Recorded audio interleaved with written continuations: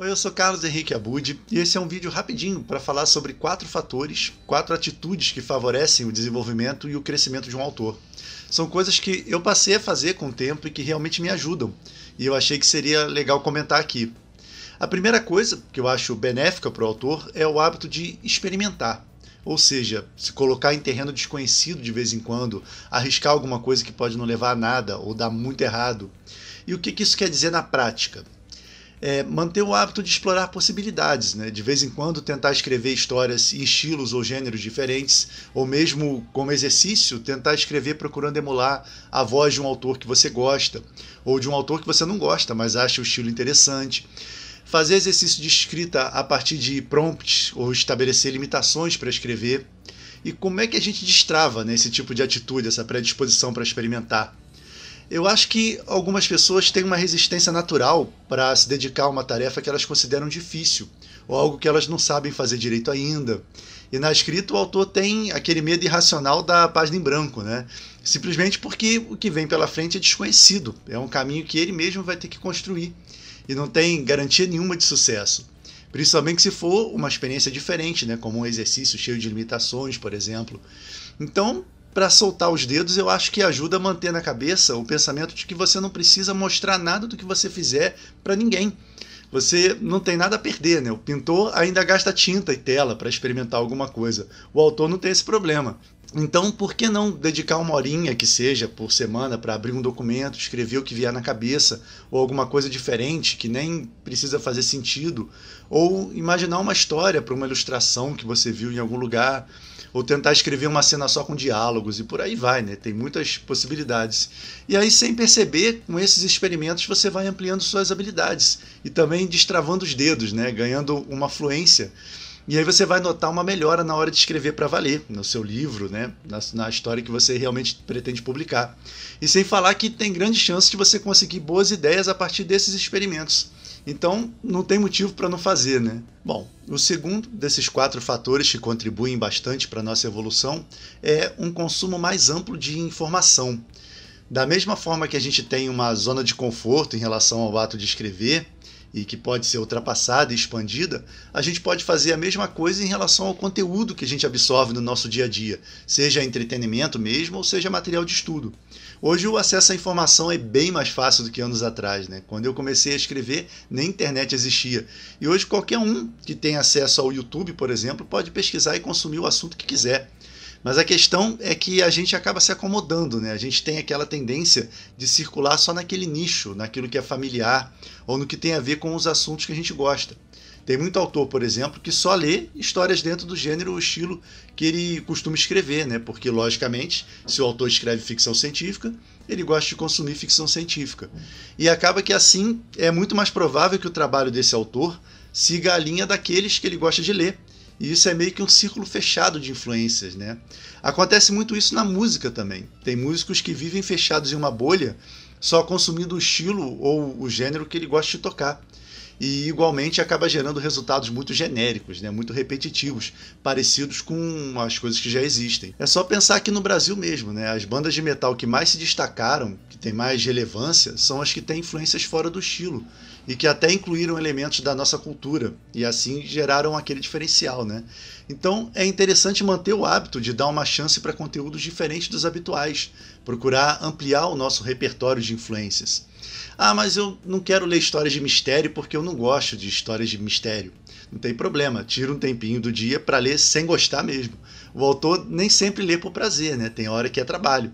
E tem o bônus de, quem sabe, né, passar a gostar, nada impede.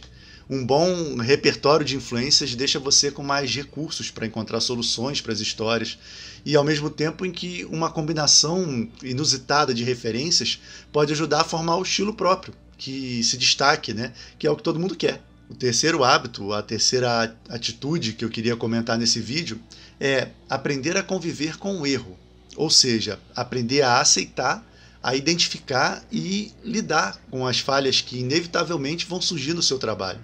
Esse tópico é um pouquinho mais difícil de colocar em prática porque isso requer um certo treino. Quando eu falo que a gente pode se desenvolver com os erros, é partindo do pressuposto de que todo mundo erra. Como eu disse, é inevitável, e erra muito mais vezes do que gostaria. E um autor iniciante que toma consciência disso pode sentir uma certa frustração, né? Um desânimo, pode querer desistir, porque acha que nunca vai ser bom o suficiente. E tem o lado oposto também, o autor teimoso, que tem um apego, né? Uma insistência em escrever de uma forma que não funciona muito bem. E ele se acha um incompreendido, né? Que está todo mundo errado e que um dia ainda vão ver o valor no trabalho dele. Ambas as situações, onde você desiste porque acha que erra demais, ou você ignora, insiste no erro, essas duas situações geram estagnação. Então, o que pode fazer a diferença, já que o erro é inevitável, é a maneira como cada um se relaciona com ele. E o que eu chamo de erro aqui, né, só para explicar de maneira bem abrangente, é tudo aquilo que está atrapalhando a sua história.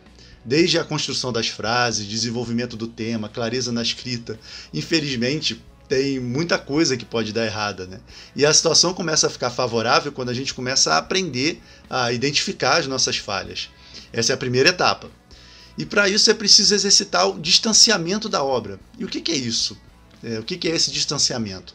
É abandonar regularmente, né, a visão do autor e procurar de tempos em tempos ler a história com os olhos do leitor, imaginando que você é alguém de fora, que não conhece a história. Porque às vezes a gente está tão engajado na ideia, né, que acha que já colocou todos os elementos que tinha na cabeça e da melhor maneira possível. E isso pode não ter acontecido. Por isso é que é um costume de muitos autores, eu inclusive, dar um descanso para a história, né, quando acaba de escrever. Pelo menos alguns dias, mas tem gente que encosta o livro por um ano, para o cérebro meio que esquecer, né, do que foi escrito ali. E aí quando a gente volta para o texto, percebe com muito mais facilidade aquilo que está faltando, ou sobrando, ou que ficou confuso, ou não tão interessante, né? Conseguir mudar esse olhar, né, do autor para o olhar do leitor, conseguir esse distanciamento, é um pouco difícil no início, mas é algo que melhora com a prática. Então, quando a gente, de uma forma ou de outra, toma consciência das nossas falhas, a gente precisa saber lidar com elas, né? Agora mesmo eu estava falando que tem muito autor que é tão apegado às coisas que escreve que tem dificuldade de cortar trechos da história, mesmo sabendo que esses trechos podem estar prejudicando o trabalho, né? Tem gente que teima, até mesmo com a editora, ou com algum colega mais experiente que dá algum feedback, que sugere alguma mudança, né, ou algum corte, e isso não é muito legal, não é legal ser inflexível desse jeito. É claro que às vezes a gente sabe a relevância de alguma passagem que foi criticada, sabe o que quis expressar ali, tem um carinho especial por uma determinada cena, né, e aí pode pelo menos ver se isso está bem justificado na obra, se não dá mesmo para melhorar, antes de rejeitar qualquer sugestão logo de cara. E isso nos leva à questão da reescrita. Um autor não deveria ter medo ou preguiça de reescrever, de desmontar e remontar a história quantas vezes for preciso. Dificilmente seu trabalho vai estar bom logo de cara, então reescrever faz parte. E com o tempo você vai achar até uma tarefa prazerosa, porque quando a gente chega no ponto da reescrita, é sinal que a gente já escreveu a história.